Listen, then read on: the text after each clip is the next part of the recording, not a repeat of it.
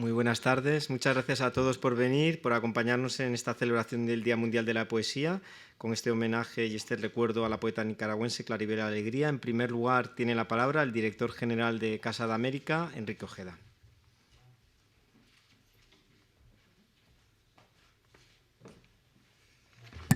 Pues muy buenas tardes, bienvenidas, bienvenidos a la Casa de América, al Salón Cervantes de la Casa de América, para esta conmemoración del Día Mundial de la Poesía que celebramos aquí en la casa con este recordatorio a Claribel Alegría.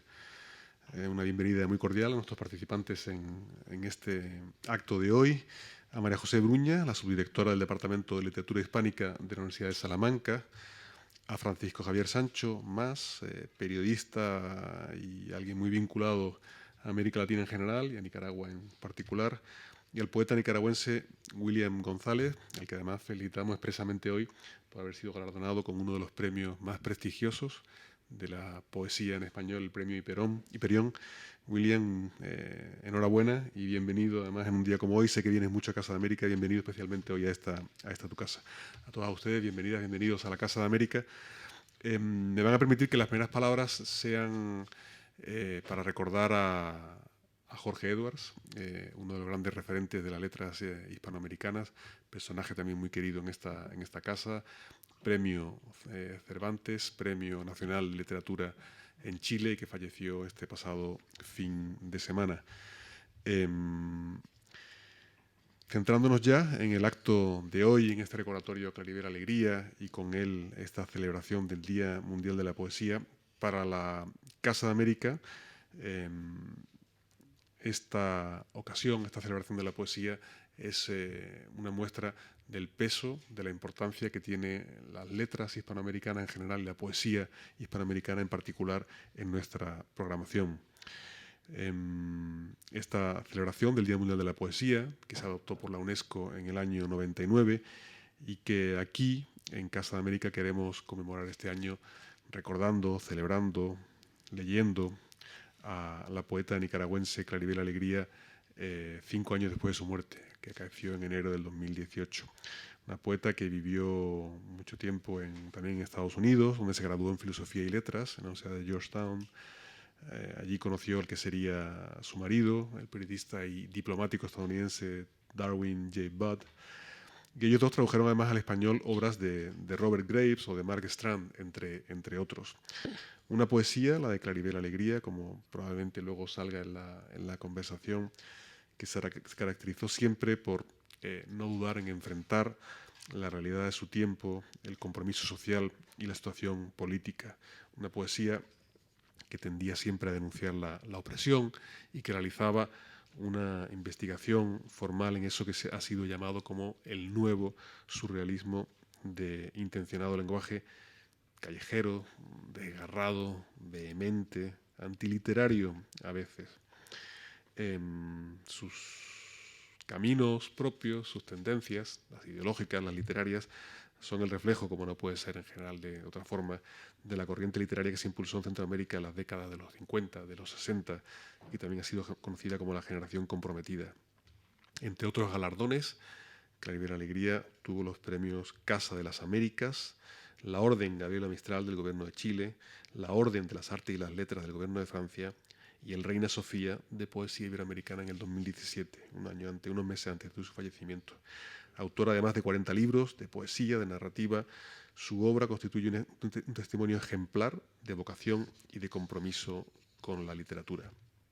Como Casa de América, como institución con ese fortísimo compromiso con la poesía de sus inicios, son ya 31 años, 3 décadas y un poquito más de acercar a América Latina y España, 3 décadas de ese compromiso con la poesía.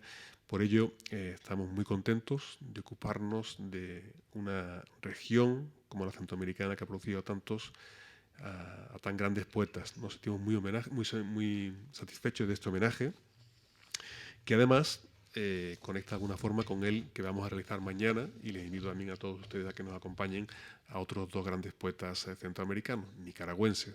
Mañana tenemos un homenaje literario a Sergio Ramírez y a Yoconda Belli, un homenaje literario que también, por supuesto, será un homenaje a su esfuerzo por defender la democracia y la libertad de expresión en todo momento. Así que lo dicho, bienvenidas, bienvenidos, muchísimas gracias por acompañarnos en esta tarde primaveral. Bienvenidos a Casa de América, la casa de la poesía, más aún en un día como hoy. Muchas gracias.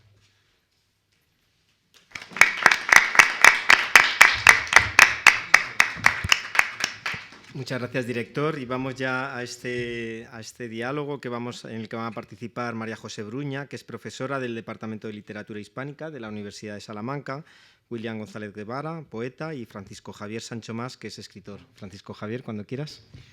Pues muchas gracias y sobre todo muchas gracias a todas y a todos en Casa de América por darnos acogida esta tarde, que está estrenando Primavera a Madrid, y que venir aquí también es un poco acto de heroísmo, ¿no? Y declaración de intenciones, a escuchar hablar de poesía, ¿no?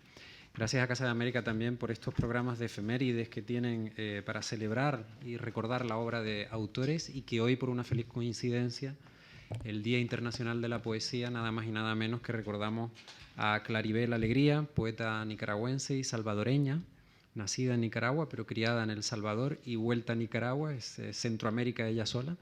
Y también gracias a Casa de América por el homenaje mañana a dos grandes autores de la literatura nicaragüense, ¿no? Con lo cual también Casa de América ofrece esa casa a este país que desgraciadamente está pasando una de las horas más oscuras de su historia. Pero hoy vamos a hablar de poesía. Yo estoy un poco infiltrado, porque yo no soy experto en la obra de Claribel, ni mucho menos, pero sí tuve la suerte, el privilegio de conocerla. Y nos vamos a situar, antes de dar paso a María José Bruña, un poco. Hace unos 20 años más o menos, en un aniversario de Claribel Alegría, yo estaba trabajando con Sergio Ramírez en una revista y queríamos hacerle una entrevista. Yo no conocía a Claribel en ese momento. Entonces, en el barrio de Los Robles de Managua, le pregunté a Sergio la dirección de Claribel. Quien haya estado en Nicaragua y en Managua particularmente sabe muy bien cómo son las direcciones allí. De donde fue el arbolito, 4 cuadras al norte y 2 cuadras al lago. Y entonces es un GPS infalible, porque encuentras las calles, las casas. Los carteros son los mejores carteros del mundo, porque a pesar de que las direcciones son como son, pues se encuentran las casas, ¿no? Entonces él me dibujó un croquis con la dirección en Los Robles de la casa de Claribel, y ahí llegué caminando, pasando por enfrente de la casa de Ernesto Cardenal. Entonces en ese barrio, digamos, estaba la casa de Sergio, la casa de Ernesto enfrente, la casa de Claribel unas cuadras más hacia el lago. Es decir, solo en ese barrio se daba, pues imagínense, premio Reina Sofía de Poesía Iberoamericana 2 y un premio Cervantes. Solo en esas pequeñas cuadras se daba pues el corazón de la literatura en español latinoamericana, solo en Managua, ¿no? Que es un caso muy, muy particular el de Nicaragua, ¿no? Incluso en algunas maestrías todavía se estudia el caso Nicaragua como un caso excepcional de brillantez poética, ¿no? en la historia de la literatura. Está aquí yo con Dabeli, por cierto, que también no vivía en Los Robles, pero estaba ahí. Y entonces llegué y la casa es una casa en la que todos íbamos en procesión, en esa Managua de entonces, en una casa esquinera que tenía una casa sencilla, pero que tenía un jardín amplio. Y a las 5 de la tarde ahí estaba sentada Su Majestad, como le decía un gran amigo mío, Su Majestad Claribel Alegría, estaba sentada con un vaso de ron blanco, unos frutos secos, que eso siempre estaba para quien viniera, habiendo llamado o no habiendo llamado previamente. Entonces era como uno de los templos que había que visitar para sentirse en otro planeta casi, ¿no? Y allí es que nos conocimos. Y ya previamente la había leído y conocerla fue como conocer a mi abuelita prácticamente, porque era una casa abierta siempre, ¿no? Pero antes de contarles un poco más sobre ella y sobre lo que significó un poco para los que de alguna manera conocimos un poquito su obra y pudimos entrevistarla algunas veces, vamos a entrar en ese jardín, que era un jardín de la poesía realmente, y lo vamos a hacer de la mano de María José Bruña, si te parece bien, que además de ser profesora de la Universidad de Salamanca y especialista en literatura hispanoamericana, ha estado leyendo profusamente la obra de Claribel y seguro que nos va a entrar en ese jardín. Acuérdense, imagínense que estamos ahí en ese jardín de Managua, ya el calor ha bajado porque Managua es horrible antes de las 5 de la tarde y estamos con un roncito. Lástima que eso ha faltado aquí, pero bueno, vamos a imaginarlo. Gracias. Bueno, muchas gracias, Francisco Javier. Antes de nada, quiero dar las gracias a Enrique Ojeda y a Ana María Rodríguez por confiar siempre en mí y por hacer que esta sea un poco mi casa, Casa de América. Me gustaría empezar leyendo un fragmento que Cristina Peri Rossi, gran amiga de Claribel Alegría, seleccionó el año pasado para que formara parte de la exposición del Festival de la Palabra que coordina Jesús Cañete. Ese Festival de la Palabra tiene varias actividades importantes. Por una parte, una exposición de objetos, de cartas, de fotografías, que en este caso hizo Daniel Morzinski, pero también un catálogo precioso. En este caso se titula Cristina Peri Rossi, La nave de los deseos y las palabras, y se le pidió a Peri Rossi que escogiera 10 personalidades relevantes que hubieran influido en su trayectoria escritural, y Claribel era una de ellas.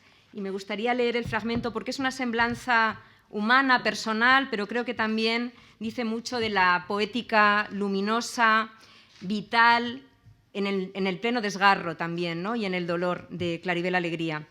Dice Peri Rossi: la primera vez que fui a Deià fue en 1975, invitada por Bud Fleicol y Claribel Alegría, ambos escritores, él norteamericano, ella salvadoreña, pero nicaragüense de adopción. Tenían 4 hijos y se habían exiliado en aquel pueblecito que por entonces estaba habitado por hippies y excéntricos, desde el poeta Robert Graves, a quien se le atribuía el desbrozamiento del camino que va del pueblo a la cala en homenaje a la actriz que amó durante mucho tiempo, hasta un científico de la base Kennedy que había contraído fobia a la electricidad, se iluminaba con velas y no aguantaba las máquinas de afeitar. Durante varios años acudí a casa de Bud y Claribel a pasar el verano junto a mi amiga Lil Castagnet.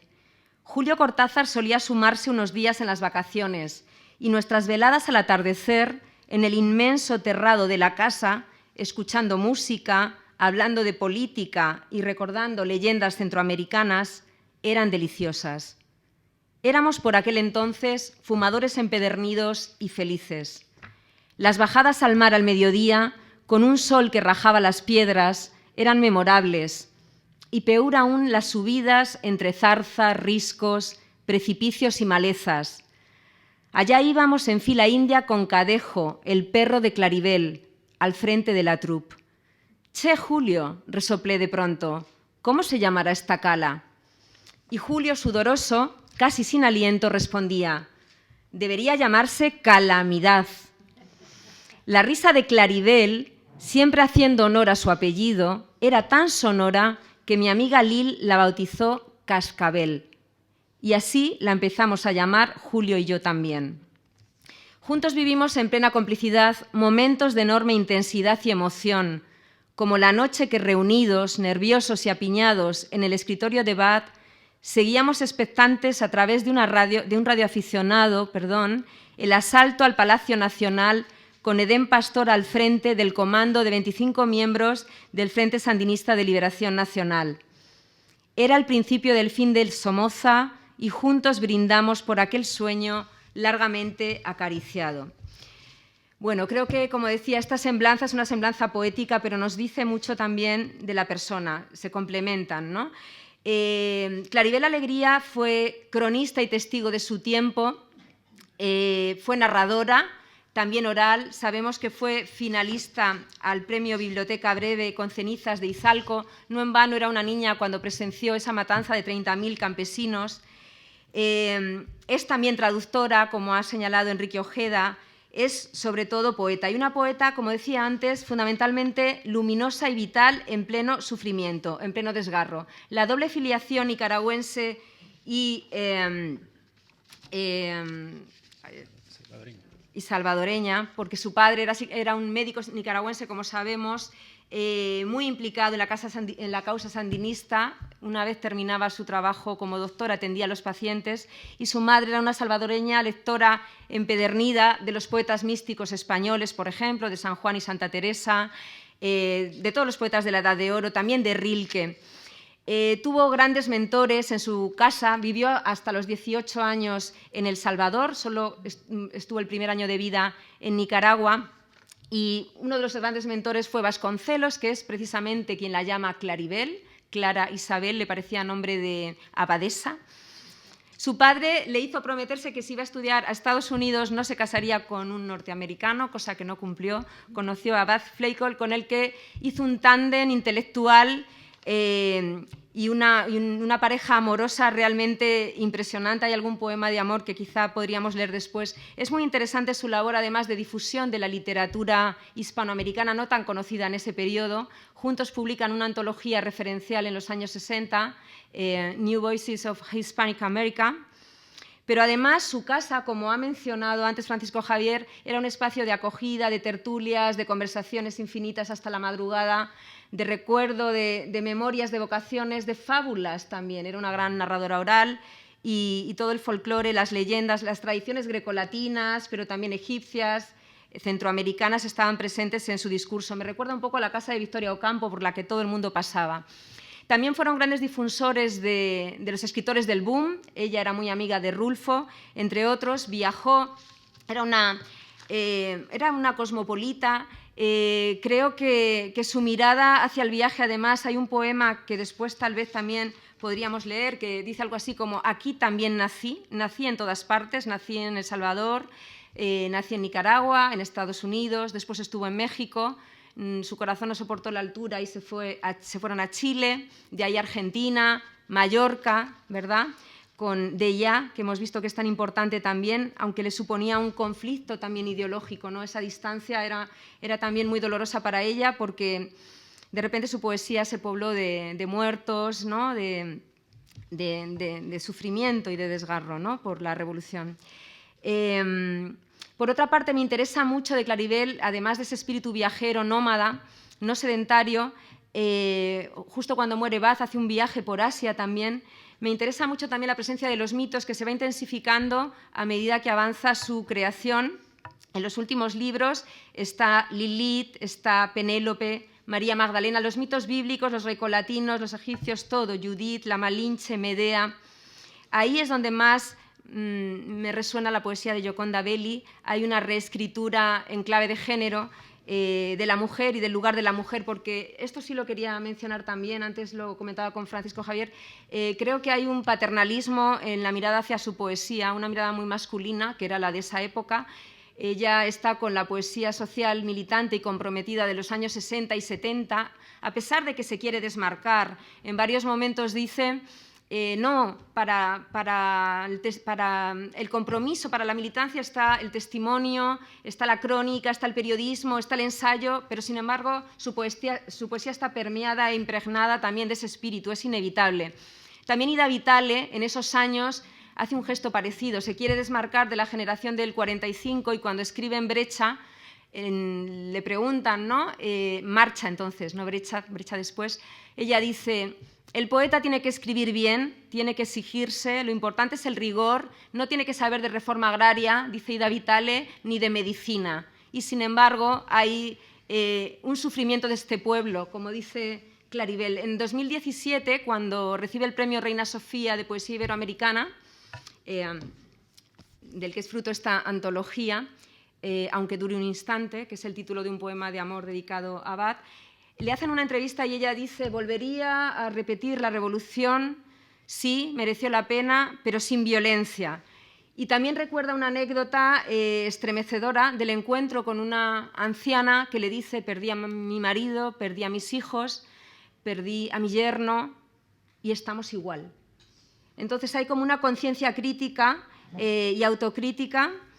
No quiere desmarcarse de lo que supuso esa implicación política, pero sí hay una mirada que cambia y que evoluciona en ella. Bueno, decía que también fue narradora con Cenizas de Izalco, pero escribió infinidad de libros de poesía. Entre sus mentores está Juan Ramón Jiménez, que es uno de los que le dice que lo importante es esa exigencia, ese rigor, esa perfección en el poema. Escribir un poema cada vez más perfecto que el anterior, o menos imperfecto, dice ella, menos imperfecto. Y bueno, su primer libro Anillo de silencio fue corregido y ordenado por Juan Ramón. Sin embargo, percibo tanto en Juan Ramón Jiménez como en Cortázar, como en Vasconcelos, decía, una mirada muy paternalista. Tengo por aquí una cita que no sé si leerla porque no deja muy bien a Julio Cortázar, en la que quizás sea por el rigor o por lo estricto, pero le dice, tienes que cribar, te repites, me da la impresión de que te estoy releyendo y no leyéndote, tienes que tirar por otros rumbos. Y bueno, esto lo hicieron todos, ¿no? Uno le cambia el nombre, el otro le dice que cambie, que la estética que se repite, que quizá debería poner... Pero eso es paternalista para ti. Me parece que sí, ¿no? Me parece que es una mirada muy masculina. Yo no sé si en el sentido contrario se hubiera dado. Sí, es una mirada del maestro, desde luego Juan Ramón, sin duda, ¿no? Pero a Juan Ramón se le permitía, igual de Juana de Ibarburu decía cosas similares, ¿no? Con Cortázar quizá la diferencia generacional no era tan grande, pero lo voy a leer si queréis, porque... Sí. A ver dónde lo tengo, porque, a ver, no sé dónde lo escribí ahora. Ay, no sé si lo voy a poder encontrar. Ay, no. En un cuadernito que tengo por ahí, pero... Bueno, no importa, viene a decir eso, ¿no? Está muy bien el libro, pero ya está bien de esa ausencia del padre, ya está bien de esa nostalgia, ve por otros rumbos, te está repitiendo un poco, ¿no? Bueno, a lo mejor ella le concedió ese, pero me da la impresión de que con las mujeres de este periodo pasa esto. Y luego su libro más importante, al que sí quiero hacer mención, es Sobrevivo, del año 1978. Es el libro más político. Gana el premio Casa de las Américas. Lil Castañet me decía el otro día, la pareja de Cristina Peri Rossi, que ella soñó que lo ganaba el premio y la llamó y le dijo, ¡ay, estás loca! Y cuando lo ganó empezó a llamar a Lil la brujita. Lil llamaba a Claribel Cascabel y Claribel a Lil la brujilla desde entonces. Al año siguiente, en el 79, triunfa la Revolución Sandinista y va con su marido, con Bat, a hacer entrevistas, a escribir un libro que se llamará Nicaragua, la Revolución Sandinista. Traduce a Robert Grace, como hemos dicho, también por esos años. Publica también libros raros, híbridos, entre prosa y poesía, como Luisa en el país de la realidad. Pero me interesaría destacar dentro de sus testimonios No me agarran viva, sobre todo la mujer salvadoreña en lucha, en esa línea de los testimonios tan importantes en la época, ¿no? Pensemos también en Elena Poniatowska, ¿no? Y Hasta no verte, Jesús mío. Y el libro Para romper el silencio, resistencia y lucha en las cárceles salvadoreñas. Bueno, tiene muchos otros libros, como Pueblo de Dios y de Mandinga, dedicado a Deya, Umbrales, Otredad. Siguió escribiendo siempre, Mitos y delitos, del año 2008, Amor sin fin, del 2016.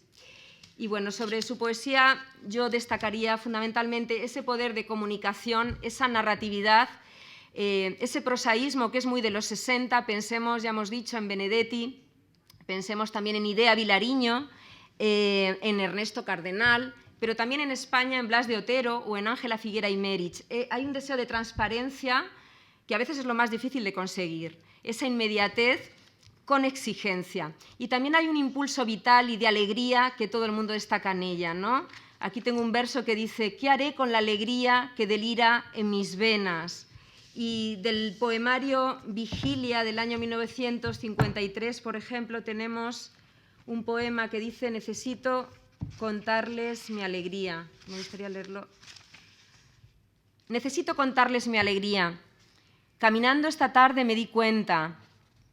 Yo no arrastro cadenas. Llevo ligero el cuerpo, sin pieles que lo abrumen. Las cifras no me asaltan frente al banco y doy mi corazón a quien yo guste. ¿Por qué agobiar mi espalda con haciendas y cosas que no urgen como el pan, si los lagos del sur me pertenecen y el volcán de Izalco y la ceiba que espera mi llegada? Hoy me zumba la vida en los oídos y me pica en la espalda y se me escapa tibia por los ojos. ¿Dónde andará mi amor para decírselo? Esa alegría, esa vitalidad, ese prosaísmo y esa presencia de la naturaleza también tan importante en ella, ¿no? El volcán, la ceiba, junto a ese viaje y el amor. Y el humor también, ¿no?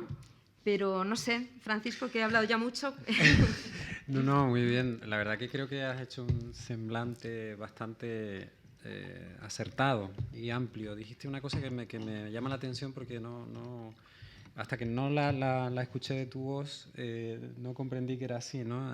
Una característica de su poesía es inmediatez con exigencia, decía. Y no sé si eso lo lo aprendió mucho de Juan Ramón realmente. Yo mi primera plática con ella fue Juan Ramón y Rubén Darío, porque además yo había nacido en Huelva y entonces era como nuestro nexo de unión, ¿no?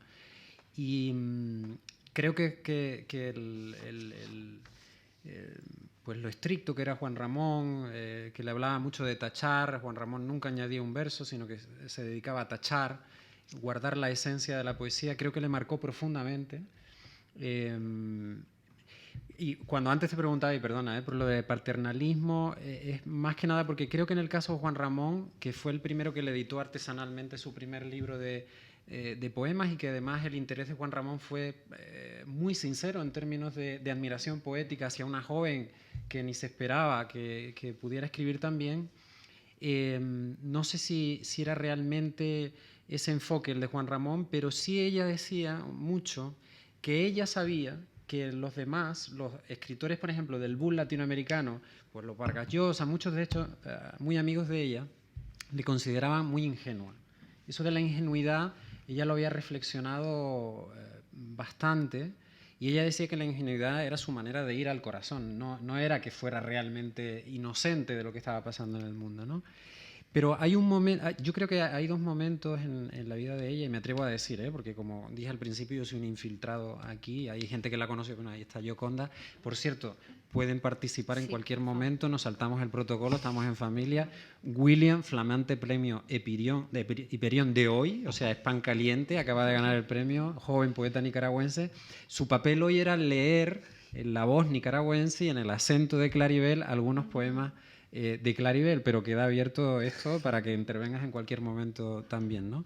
Pero bueno, lo que decía, había dos momentos. Uno, me parece que es verdad que ella, pues en una cultura patriarcal y todo eso, se deja llevar por hombres, y Juan Ramón se le aparece en el camino, pero antes habían sido, creo que, Vasconsuelo y Salarrué y todo eso, ¿no? Pero hay un momento en que ella hace una autorreflexión sobre su papel como mujer, también se casa y es de esas personas que tienen la fortuna de tener el amor de la vida, ¿no? De encontrar el amor de su vida. Eso también la marca, ese amor, y en toda su obra la ha marcado. Pero hay un momento, quizá a nivel político, ella también reflexiona sobre su obra. A mí, uno de los versos que se me ha quedado siempre de ella es: porque aprendí a quererme, ahora puedo sangrar por tus heridas, que se lo dedicó a Juan Gelman cuando se enteró del sufrimiento por la desaparición del hijo y de la nuera embarazada de Juan Gelman. Y después, con la muerte de Bot, ella hace un viaje por Asia, donde se reencuentra consigo misma, un viaje por los templos, y vuelve a reflexionar mucho sobre su papel en la poesía. Y es curioso porque, como tú mencionaste muy bien, de ahí cae a los mitos, al mito de Medea, ¿no? Entonces, yo creo que ha luchado contra esa losa quizá que se le ha impuesto y que le han ido tutelando, ¿no? Por decir de alguna manera, ¿no? Pero no sé si es podríamos decir una poeta feminista, no sé. ¿Sabes qué pasa, Francisco Javier? Que me parece que esta impronta marca a todas las poetas, a la gran mayoría de las poetas del siglo XX. Yo trabajo sobre todo con Osur, y exactamente el mismo tipo de comentarios hizo Rubén Darío, por ejemplo, sobre Delmira Agustini, que fue el tema de mi tesis doctoral. Pero te puedo decir, Delmira Agustini, Juana Ibarburu, Alfonsina Storni, Alejandra Pizarnik, sobre todas ellas pesa o la marca del suicidio, o la locura, o la ingenuidad. Y no puede ser que todas sean ingenuas, ¿no? Yo creo que era un sistema, era un campo cultural masculino en el que inevitablemente tenían que hacerse su camino, y a veces utilizaban estrategias para entrar en él, ¿no?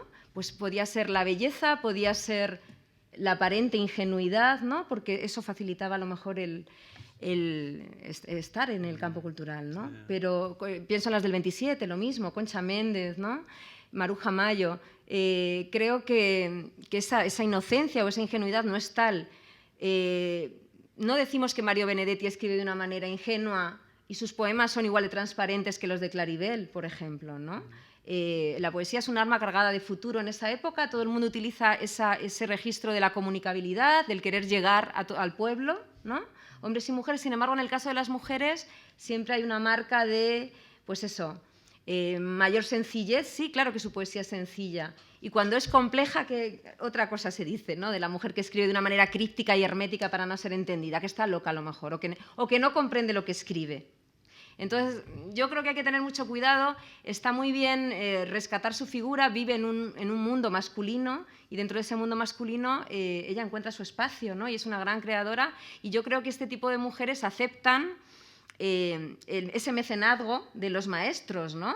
Lo mismo Ida Vitale con Bergamín, ¿no? Tienen que aceptar porque gracias a ellos pueden escribir y tienen autoridad, pero es interesante lo que dices, ¿no? Cómo efectivamente su deriva más feminista, si es que la hubiera, que yo no considero, no sé, Gioconda, que la conoció y que seguramente puede hablarnos de esto con mucha más autoridad, no la percibo como una poeta especialmente feminista. Sí veo que hay una inquietud de género progresivamente en su obra y un deseo de situarse en el lugar de otras mujeres que han, pues, los mitos, ¿no? Por ejemplo, Medea, ¿no? la que mata a sus hijos.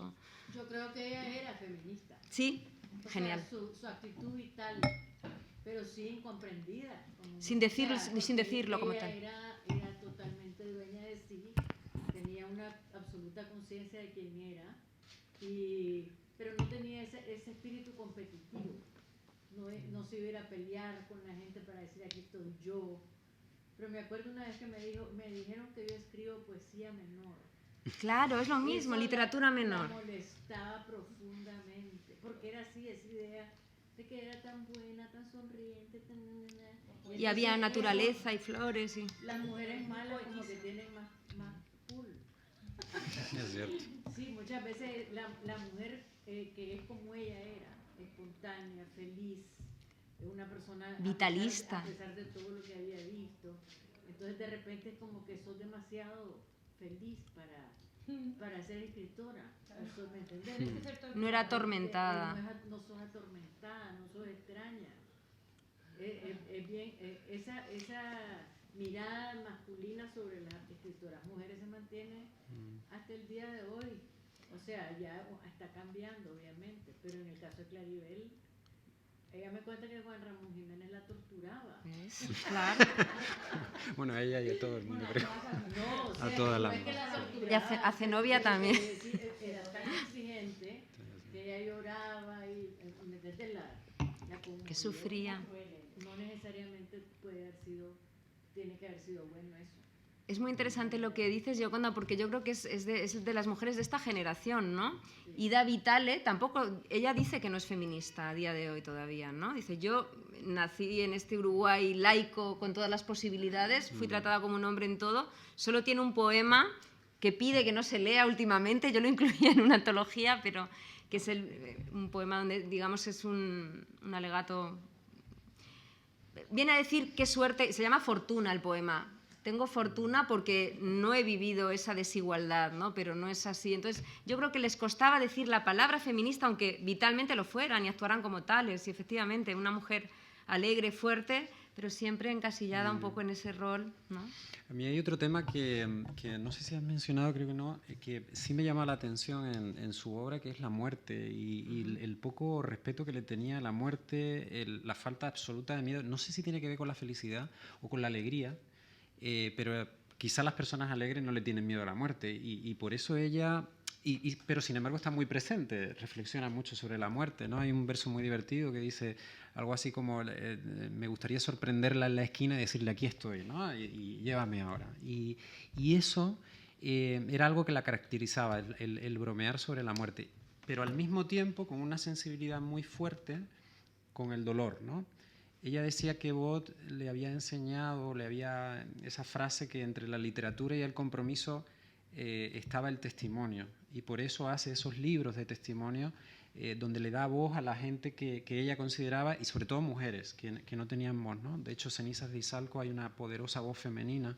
Yo le pregunté qué libros de ella le salvaría de una quema, y ella dijo Cenizas de Izalco y Saudade, que era el libro de poemas que le dedicó, ¿no?, a la muerte de Bot.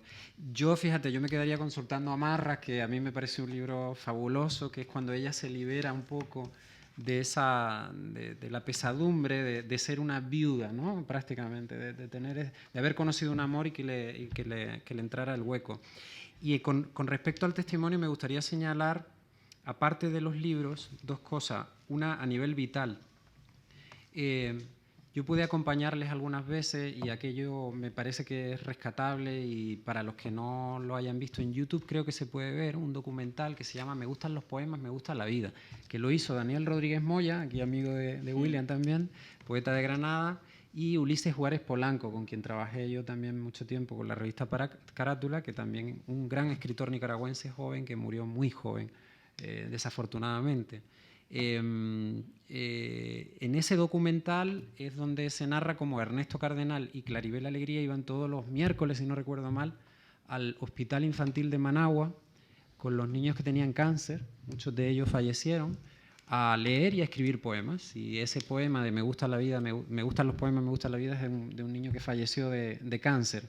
Y ahí estaban los dos, ya muy mayores, iban cogiditos de la mano, entrando en el hospital a hacer talleres de poesía con los niños. Le pregunté qué tipo de poesía, me dijeron haikus. Haikus era lo que más les gustaba a los niños con cáncer porque podían jugar con las palabras de animales y todo eso, ¿no? Entonces ahí está ese documental, y también hay unas entrevistas riquísimas que pueden leer en la revista Carátula, que se las hizo José Argüello, un amigo también común, que creo que es unas entrevistas que le hizo en los años 80, donde narra todo el boom latinoamericano de cómo ella lo conoció en su casa de París, ¿no? Incluso creo recordar que cuenta cómo Vargas Llosa entraba un poco histérico porque no le salía aquel primer borrador de La ciudad y los perros, si no recuerdo mal, y venía a leerlo, ¿no? Entonces, digamos, quería rescatar esa parte de compromiso y de testimonio que, a pesar de la edad y todo, seguía manteniendo como una manera de ser poeta. Algo así decía ella, ¿no? Que ser poeta era simplemente estar atento a lo que pasaba y buscar la expresión de cómo contarlo. Así que eso sí me parece interesante. No sé si eso de la muerte... Bueno, sobre lo que dices de la muerte es muy interesante, porque yo creo que el amor a la vida y la urgencia de vivir es tan impresionante en ella que eso, efectivamente, como muy bien has dicho, le quitaba todo miedo a la muerte. En la última entrevista, en 2017, le dan el premio Reina Sofía de Poesía Iberoamericana y moriría 2 meses después. No pudo asistir a esa jornada homenaje que se hace tan bonita en mayo en Salamanca, y ella decía: estoy preparada para morir, pero estoy preocupada. Eso es conmovedor, ¿no? Estoy preocupada por los jóvenes, por el desempleo, estoy preocupada por la pobreza, por estos chicos tan preparados que no sé dónde van a llegar. Dice Peri Rossi en una cita que tengo aquí sobre la muerte, precisamente, y el sentido de la vida que tiene Claribel: a pesar de que los temas de su poesía pueden ser dramáticos, el amor a la vida es la constante de su lírica y explota tanto en sus evocaciones como en sus recuerdos, ¿no? Esa urgencia de vivir y esa rotundidad, esa franqueza en la manera de decirlo, ¿no? Y con respecto... Bueno, hay aquí un pequeño haiku, el primero de los poemas de Sobrevivo, ¿no? Dice: sobrevivo, que habla mucho de esa manera de vivir que tiene ella, sobrevivo alegrobosamente, sobrevivo, ¿no? Eso dice mucho, efectivamente, sufre por su pueblo y por su tierra, por su gente centroamericana, ¿no? Pero yo creo que y además lo ves en su mirada, en las entrevistas, ¿no? Esa urgencia de vivir, lo ves en su poesía también, ¿no? De los poemas que tú has leído más así de Claribel, ¿cuál te ha impactado más, digamos? Bueno, me gusta mucho el poema de Amor Abad, que podríamos leer. Estaba pensando también que no hemos leído ninguno de la recuperación de los mitos desde el punto de vista de género. Tal vez podremos leer Lilith, ¿os parece? Vale. No sé cómo vamos de tiempo. Pues sí, léelo tú y luego pasamos a la lectura. Si te parece. Leemos Lilith, vale. Dice Lilith: te liberaste, Lilith, dejaste el paraíso para crear tu estirpe. Nunca quisiste ser la mujer sometida del aburrido Adán. Desafiaste el vacío, inventaste la risa. Estabas sola, buscando infatigable tu destino. Del fondo de tu angustia se levantó tu risa. Bailaste ante la luna una impúdica danza y reíste, rayaste con tu risa el universo. Se sonrojó la luna y te acunó en su seno. Supiste en ese instante que eras ángel caído y por primera vez sentiste a Dios en ti. Muy impresionante, ¿no? Y no sé si el del... Penélope. Penélope. A ver, no sé si en esta edición, en la tuya, mira a ver si está. Creo que sí está, pero...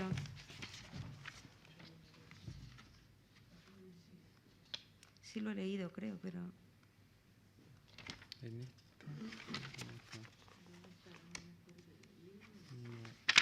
sé si se llama Penélope. A ver, Sobre Penélope. yo creo que sí se llama Penélope, pero... Bueno, mientras lo vamos buscando, ¿hay alguien más que conociera a Claribel en la sala y que tenga algún recuerdo de ella? Por si acaso, aparte de que está Gioconda, claro. Si no, de todas maneras, yo, hablando de la tortura de Juan Ramón, ella decía que Juan Ramón le encantaba bueno, por cierto, hay una autora puertorriqueña, una crítica literaria que en los años 50 aquí en España estaba dando una conferencia y se le acercaron dos señoras mayores y le dijeron: ay, usted habla como Rubén Darío, y habían sido vecinas de Rubén Darío. Bueno, pues parece ser que Juan Ramón a Claribel también la utilizaba un poco para que le leyera poemas de Rubén Darío, para así recordar la voz de Rubén Darío, ¿no? el acento de Rubén Darío. Y por eso, en parte, tenemos aquí a William González, no porque haya ganado el premio Hiperión, que lo va a compartir con todos nosotros después, sino también porque va a leernos el acento de Claribel, aunque era peculiar el acento de Claribel, que era un poco mezcla de los dos países, pero nos va a leer en su acento nicaragüense algunos de los poemas. Claro, claro. Yo creo que Claribel estaría tan feliz de verte, William, y de ver que ganaste ese premio. Porque ella tenía un especial cariño por los poetas jóvenes y se dedicó muchísimo a los poetas jóvenes nicaragüenses. Le hubieras encantado vos. Bueno, quizá está aquí con nosotros, nunca se sabe. Sí. Nada, está con nosotros. empiezo. Nada, en primer lugar yo quería darle las gracias al director de Casa de América, Enrique Ojeda, y también a Ana María por contar conmigo. Muchísimas gracias, de verdad. Y que seguramente este sea uno de los días más fabulosos de mi vida, sin duda. No también por el premio, lógicamente, pero qué mejor manera que disfrutarlo recordando a Claribel, por eso precisamente que ha dicho Gioconda. He hecho una selección, es complicado hacer una selección de los poemas de Claribel, sobre todo porque ¿con cuál te quedas, no? Este se titula A mi madre. Alguien llama a mi puerta. Es la vida que espera palpitante de anhelo. La vida que me invita a recorrer el mundo desde la gracia inmensa de sus brazos abiertos. Me voy, madre, me voy. Quiero sentir de cerca la emoción del instante, embriagarme de gozo con la noche estrellada y hablarle al dolor sin que tú lo percibas. No olvido nada, es tarde. Traeré para ti guirnaldas de jacinto, recogeré en mis faldas el oro de los astros y verás que en mis labios ha de encenderse el canto. Adiós, madre, no llores, no quieras detenerme, que me voy con la vida. Este que voy a leer ahora a mí me encanta muchísimo, que es una carta al tiempo que le dedica a ella y le escribe al tiempo. Carta al tiempo. Estimado señor, esta carta la escribo en mi cumpleaños. Recibí su regalo, no me gusta. Siempre y siempre lo mismo. Cuando niña, impaciente lo esperaba, me vestía de fiesta y salía a la calle a pregonarlo. No sea usted tenaz. Todavía lo veo jugando al ajedrez con el abuelo. Al principio eran sueltas sus visitas. Se volvieron muy pronto cotidianas y la voz del abuelo fue perdiendo su brillo. Y usted insistía y no respetaba la humildad de su carácter dulce y sus zapatos.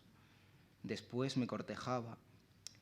Era yo adolescente y usted con ese rostro que no cambia. Amigo de mi padre para ganarme a mí. Pobrecito el abuelo. En su lecho de muerte estaba usted presente, esperando el final. Un aire insospechado flotaba entre los muebles. Parecían más blancas las paredes y había alguien más. Usted le hacía señas. Él le cerró los ojos al abuelo y se detuvo un rato a contemplarme. Le prohíbo que vuelva. Cada vez que lo veo, me recorre las vértebras el frío. No me persiga más, se lo suplico. Hace años que amo a otro y ya no me interesan sus ofrendas. ¿Por qué me espera siempre en las vitrinas, en la boca del sueño, bajo el cielo indeciso del domingo? Sabe a cuarto cerrado su saludo. Lo he visto el otro día con los niños. Reconocí su traje, el mismo tuit de entonces, cuando era yo estudiante y usted amigo de mi padre. Su ridículo traje de entretiempo. No vuelva, le repito. No se detenga más en mi jardín. Se asustarán los niños y las hojas se caen. Las he visto. ¿De qué sirve todo esto? Se va a reír un rato con esa risa eterna y seguirá saliéndome al encuentro. Los niños, mi rostro, las hojas, todo extraviado en sus pupilas. Ganará sin remedio. Al comenzar mi carta, lo sabía. Es una maravillosa carta al tiempo, ¿no? Este es maravilloso, se titula Acabo de nacer. Que además, creo que, si no me equivoco, creo que has comentado algo de él antes, durante la charla. Acabo de nacer, sí. En mi presente, que no tiene principio ni futuro, y me sostiene en vilo tu mirada, y mis oídos se abren como un fruto, y penetra tu voz, y me despierta, y vas borrando espacios con tu mano, hasta tocar mi cuerpo, que inventaste, y empiezo a recordar, empiezan a caer hecha pedazos las ateridas vendas de la noche, y es un barco poblado de señales, la irreal realidad de nuestro cuarto, y estabas a mi lado desde siempre, desde antes del agua y de la tierra, mucho antes que el sol se hiciera añicos, desde que éramos uno y no mitades. Este está dedicado a Carole y Claribel a veces imaginaba que era cosas. Y soñé que era árbol. Y soñé que era un árbol y que todas mis ramas se cubrían de hojas y me amaban los pájaros y me amaban también los forasteros que buscaban mi sombra. Yo también amaba mi follaje y el viento me amaba y los milanos, pero un día empezaron las hojas a pesarme, a cubrirme las tardes, a opacarme la luz de las estrellas. Toda mi savia se diluía en el bello ropaje verdinegro y oía quejarse a mi raíz y padecía el tronco. Y empecé a despojarme, a sacudirme. Era preciso despojarse de todo ese derroche de hojas verdes. Empecé a sacudirme y las hojas caían, otra vez con más fuerza, y junto con las hojas, que importaban apenas, caía una que yo amaba, un hermano, un amigo, y cayeron también sobre la tierra todas mis ilusiones más queridas, y cayeron mis dioses y cayeron mis duendes, se iban encogiendo, se arrugaban, se volvían de pronto amarillentos, apenas unas hojas me quedaron, 4 o 5, a lo sumo, quizá menos, y volví a sacudirme con más saña, y esas no cayeron, como hélices de acero resistían. Es una maravillosa metáfora, ¿no?, de la vida también en sí misma. Por las noches, en sueños, más de un amigo muerto resucita. Al despertar, me pregunto si ellos también me han soñado.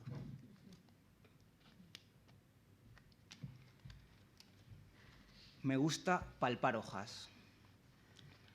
Más que libros, revistas y periódicos, más que móviles labios que repiten los libros, las revistas, los desastres, me gusta palpar hojas, cubrirme el rostro de hojas y sentir su frescura, ver el mundo a través de su luz tamizada, a través de sus verdes, y escuchar mi silencio que madura y titila en mis labios y se rompe en mi lengua, y escuchar a la tierra que respira, y la tierra es mi cuerpo, y yo soy el cuerpo de la tierra, Claribel.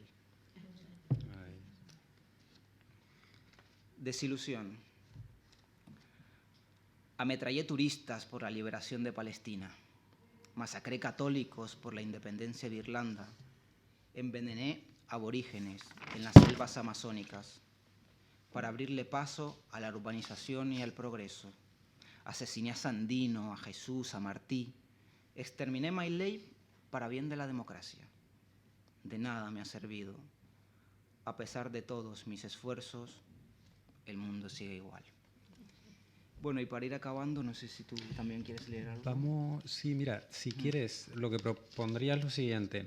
Hemos encontrado el de Penélope, solo que no se llama Penélope, se llama Carta a un desterrado, que con él vamos a cerrar por sugerencia de Yoconda. Entonces lo que te propondría es, lee si te parece uno último, pero nos gustaría por lo menos que nos des una probadita de alguno tuyo, ¿no? Ya que ganaste el premio, por lo menos para cerrar con uno tuyo, que yo creo que a Claribel le encantaría escuchar. Yo leo Testamento y luego... Testamento. A mis hijos. Les dejo una escalera tambaleante, inconclusa. Tiene peldaños rotos, otros están podridos y más de alguno entero. Repárenla, elévenla, suban por ella, suban hasta tocar la luz.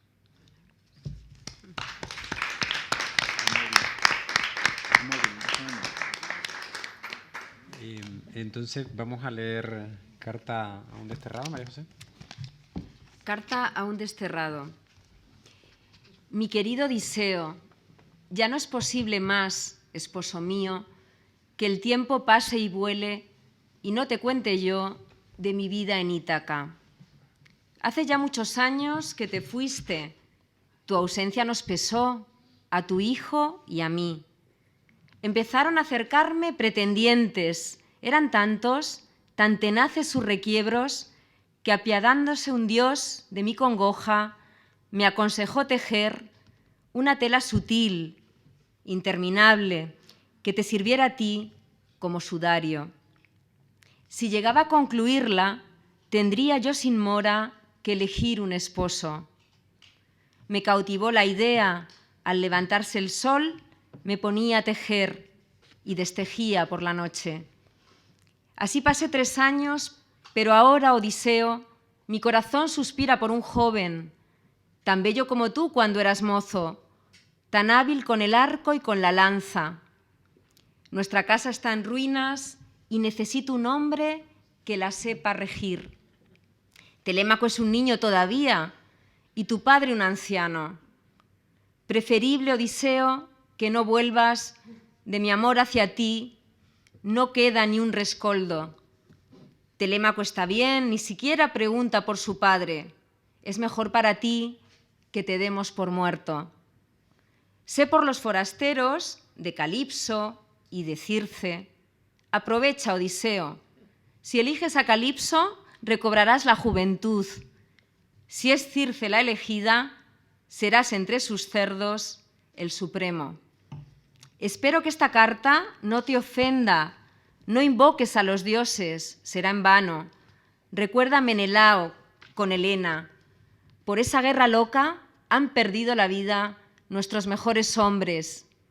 Y estás tú donde estás. No vuelvas, Odiseo, te suplico. Tu discreta Penélope. Humor. Sí, claro. Ya cerramos. Para acabar, en honor a Claribel, voy a leer el último poema del libro que me han premiado justamente hoy, que es un poema con jerga nicaragüense, además, donde menciona a Claribel, y está dedicado a Daniel Rodríguez Moya, que él se va a dar cuenta ahora. Contánoslo, poeta, se titula. Dime, ¿por qué te interesaste por ese triangulito abandonado? ¿En qué lado conservas tus costumbres? Decime, ¿qué te llamó la atención de esa galaxia de hambrientos liróforos, de ese suelo celeste, blanquecino, tortilla de maíz, rugido de volcán? ¿Con cuántos alfabetos aprendiste a decir, añoro Nicaragua siempre libre? Decime, ¿qué viste más allá del polvazal? Contame, ¿recordás el petricor nicaragüense, olor a tierra húmeda, verso caliente, tibio pinolillo? Vení, contame, granadino, ¿Cómo empezó vuestra historia folclórica? ¿Dónde la conociste? ¿Cuándo oíste su nombre por primera vez? ¿Por qué te impresionó su blanca tez, carácter violentamente dulce? ¿Cómo os despediréis? El amor se acaba, sí. La nostalgia prosigue. Dime, ¿por qué? ¿Por qué te interesaste por ese triangulito abandonado? Vení, vení, contame, por favor. ¿Qué melodía te gustaría que entonaran al unísono los guardabarrancos en tu juicio final cuando fenezcas? Decinos qué querés que pongamos en tu tumba. ¿Acaso un verso de tu querido cardenal? ¿Acaso un verso de tu querida Claribel? Contánoslo, poeta, ahora que estás vivo, porque las voces de los mortales cuando mueren son como indescifrables jeroglíficos. Contánoslo, poeta, te oirán las calles pinoleras que pisaste. Contánoslo por fin. ¿En qué momento decidiste que mi tierra también fuera tu tierra? Vení, vení, acércate. Yo sé que a vos te gustan las cosas que se dicen en voz baja. Muchas gracias.